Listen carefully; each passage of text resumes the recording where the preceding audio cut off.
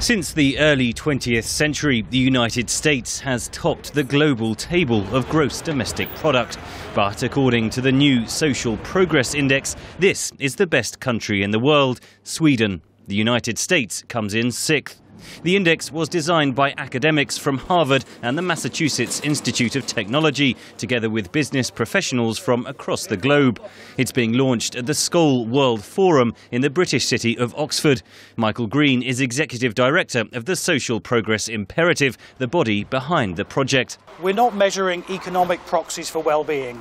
We're measuring the things that matter to real people. Do I have enough food? Do I have shelter? Do I have access to health care? Do I have opportunity in my life? Those questions are answered by measuring 12 diverse components, including nutrition, ecosystem sustainability and personal rights, even measuring access to the internet.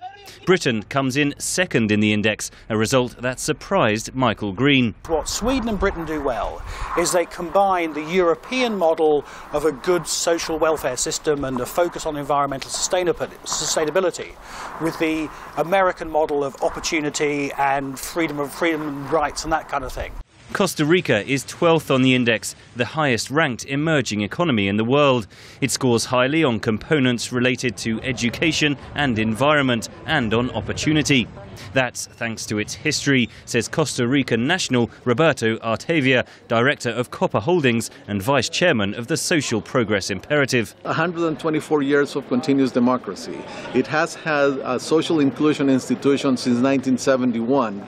It has had full social security since 1941. Seems to have actually created the framework for development, social development to take place. The creators of the Social Progress Index insist that it's not designed to rank in terms of government spending on programs like healthcare. Co-founder Alvaro Rodriguez is chairman of the board of Compartamos, the largest microfinance institution in Mexico and Latin America. It's not about inputs, it's about outcomes, which we're very careful in doing that, because otherwise there would be, in some way, an incentive for big governments and spend more, and that's not the case.